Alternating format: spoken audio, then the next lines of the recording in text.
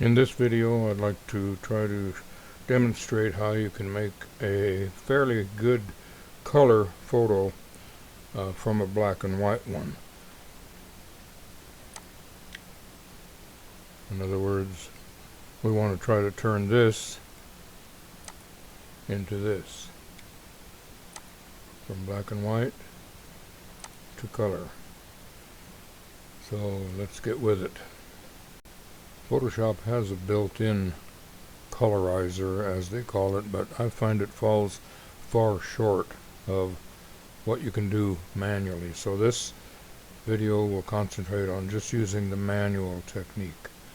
The biggest thing we'll be using, the most we'll be visiting, is enhance, adjust color, and adjust hue and saturation. This brings up the option that we'll be using for quite a few times through the whole process. Control plus U is the shortcut to bring this up. So I will bring it up by clicking on the original option here, and then from this point on I'll bring it up each time, because after we use it and close it down and we need it again, I'll do a Control U and that'll bring that up again. So with that said, let's begin. This is good practice for someone who is interested in improving their selection technique. I like to use the, let's get rid of this here. I like to use the quick select tool for most of what I do. The left and right bracket keys adjust the size. It's left and right. I'm going to try to select the flesh tones first here. Right there and here. Now we'll just kind of, now by holding the Alt key down, reduce the size of that cursor a little bit. Holding the Alt key down, we can push the ants back in where they belong and make a little more careful selection. Obviously this won't be perfect because I tried to hurry through it without rushing too fast, and obviously you can spend an awful lot of time. Now there's a little bit of her dress showing right here, so we need to come on the outside and push those marching ants up there so that it exposes that part of the material.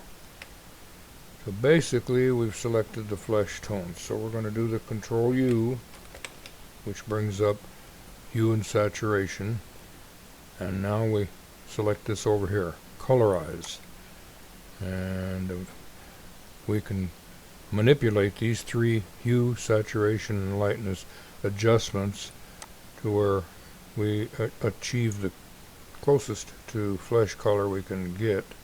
I think right about there is pretty close. Maybe right there. Let's call that good.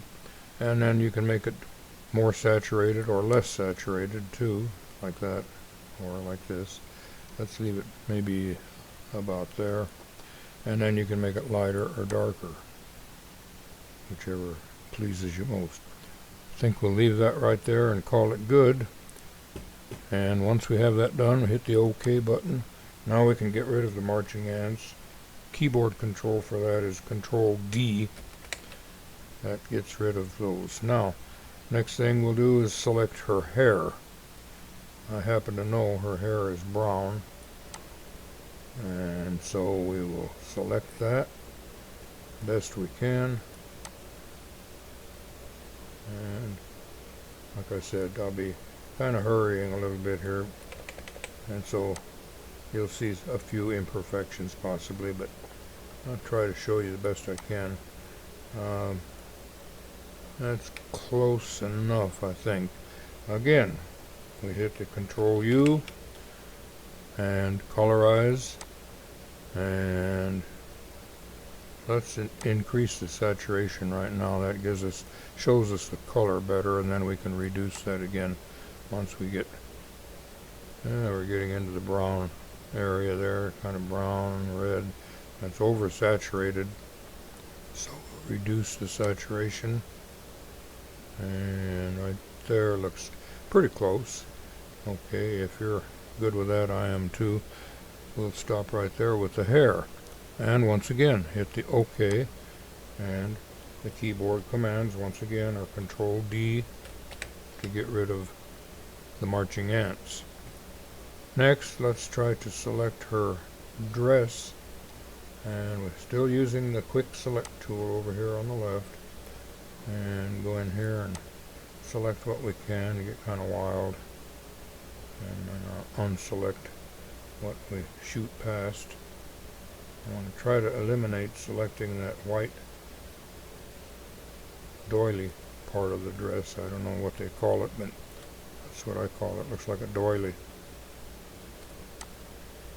And get there, select that on the right side here. We're working a little bit more over here. Here's my cursor. See where I am?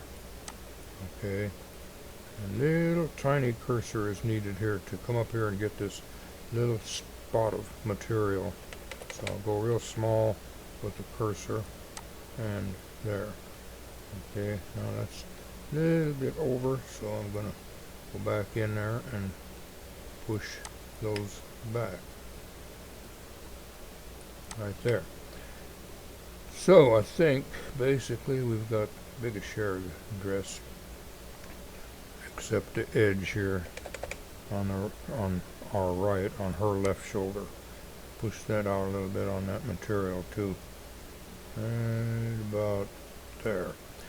Okay, again, the Control U, the Colorize option, and wow, we didn't have to do much adjusting there. That's a color I would have probably shot for, and we can make it a little more saturated if we want to, and lighter or darker.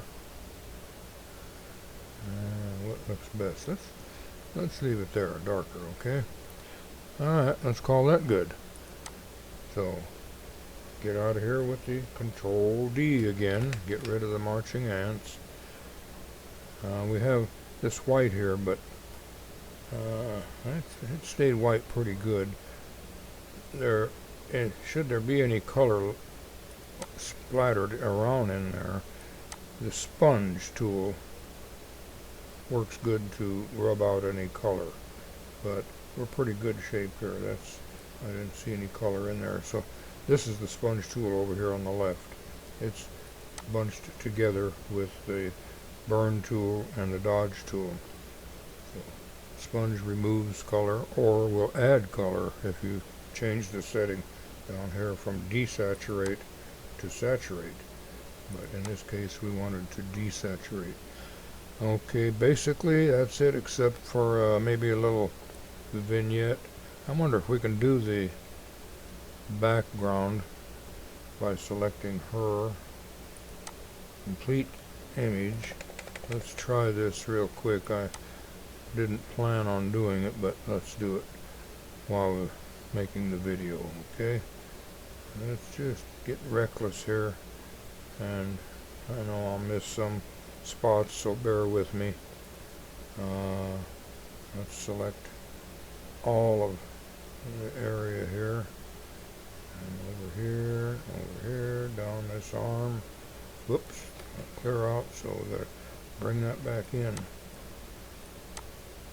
where it belongs. Get up in there. And I'm holding the Alt key down and pushing the ants back in where they belong. Alright, that's, well, mediocre. We'll probably see some flaws, but let's show that, call that good right now. So I want to affect the background, not the figure here.